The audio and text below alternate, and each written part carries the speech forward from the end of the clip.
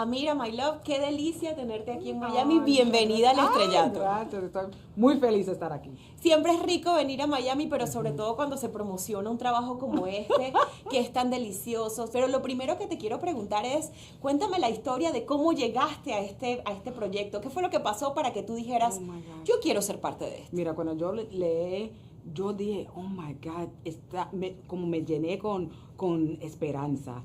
Y yo dije, yo necesito hacer esto. No es posible que no lo haga. Exacto. Exacto, porque la mujer, la doctora, ella tuvo un accidente como horrible y se perdió 8 años de su memoria. Y ahora, como ella que se despierta y ella piensa que todavía está con su esposo y que las cosas con su nena que no están bien y ella no sabía eso. Oh my, triángulo romántico. Sí. Oh my es God. que Todo está pasando. Exacto. Everything is in the mix, como digo yo.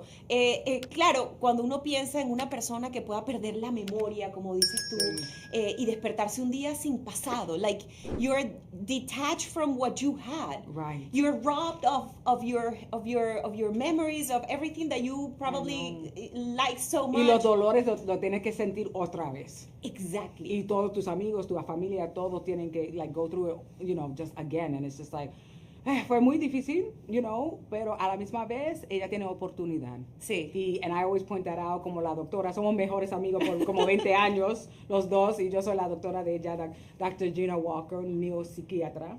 Pero a la misma vez estoy aquí ahí al lado de ella, para ayudarla, porque I know el dolor que ella sentía. Claro. Y ahora ella tiene esta oportunidad. I'm telling her, I'm like, don't mourn again. Que ese dolor no tiene que seguir. Claro. It has to stop for life to keep going, ¿verdad? That's right. Ahora fíjate, tú has hecho bueno, imagínate, innumerables personajes en tu carrera. Pero yo siento que tiene un poquito de todo in a very comprised way. Es como en steroids. Yeah. ¿Cómo tú describirías este personaje en particular en tu carrera? She's the joy, which is great, pero es inteligente, es doctora, and she es complicada, pero ser humano, and I just love characters que traen esperanza, pero también, they're working on their own things. Right. You know what I mean? Bueno, y como digo yo, ahora, back in the days, to be a perfectionist was seen as something, oh, that's so good that you like things done in a specific way, tú sabes, como que todo. Pero nowadays, I think that being imperfect is the new trend, Ay, por favor, please, can we embrace imperfection? Yes, please. Right, eso es lo dulce del mundo, that everybody, que somos diferentes, que we have our quirks, uno tiene pecas, uno tiene gafas, I'm like, we need that. And it's like everyone, I think we're embracing that más, because at first it was just like, oh, I want to look like this idea of perfection.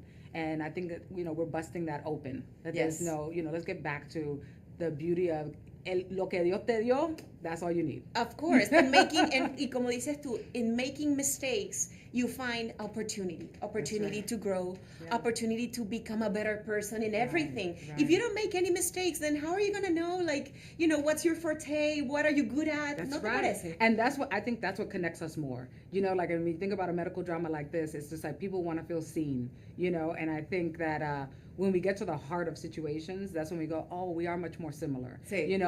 Ponerme la ropa como ti, that's not the same. That doesn't make us the same. So I think we're finally finding our way back to things that matter, and I think this show really represents that. And so it makes me really proud of it. I completely agree with you. Now, what was the greatest challenge? Because with opportunity comes a lot of challenges, retos, desafíos. Claro. Pero ¿tienes algún recuerdo de alguna escena o algún momento en el rodaje que haya sido como, tú sabes, que dijeras, oh my God? Pues, mira, yo estaba embarazada por todo el tiempo que estábamos grabando ese programa. Talk about a challenge, right?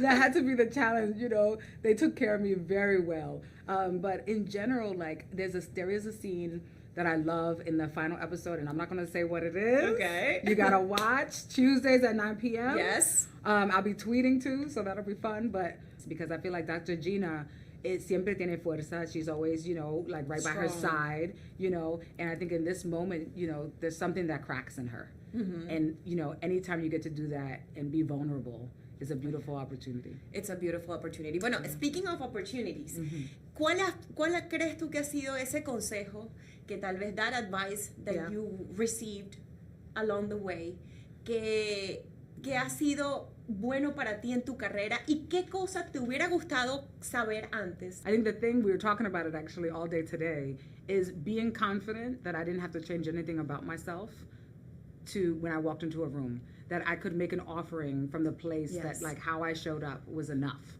You know what I mean? And I think that was so, especially you said Afro-Latina, I always felt like, oh, I have to change something. I have to change my hair. Let me get a blowout. I mean, you know what I mean? Yes. And which is why I feel like it's so important to really represent who I am for the next generation to feel comfortable and say, mira, yo estoy aquí, yo estoy trabajando bien, y yo soy Latina, eso no se puede cambiar. You know what I mean? It doesn't matter what, you know, we come in all different shapes, sizes, colors. And so to me, I wish I would have known that a little earlier, but it doesn't matter. I'm glad I know it now, and I can teach that to my daughters. Yes. You know, that's what runs through their veins. Mira, you know?